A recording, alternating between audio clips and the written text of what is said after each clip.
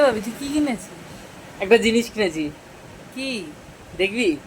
আজ আরে হঠাৎই দোকানে গেলাম, গিয়ে তোর পবিত্র দোকানে গেলাম, দিয়ে দেখছি যে এই জিনিসগুলো এখনো আছে, সেই ছোটবেলায় যেগুলো খেতাম। তুই আগে আইডিয়া কর কি হতে পারে, টিকটিকি লজেন্স।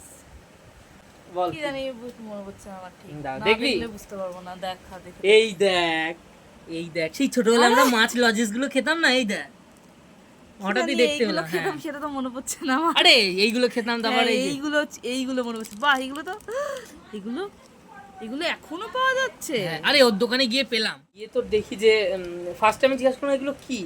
তারপর দেখলাম যে ছোটবেলায় সেই যেগুলো খেতাম, মানে এই টিকটিকি ওগুলো আরেকটু অন্যরকম ছিল। তো এখন কোনো দোকানে পাওয়াই যায় না। তো ওর দোকানে পাওয়া গেলে তো ভালো, আমিও কিনে নিই।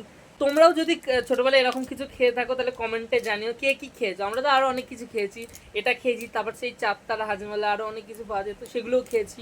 তারপর ওই 1 টাকায় 4টে করে পাওয়া যেত, কি জানো কিংবা কি জানো ওটা।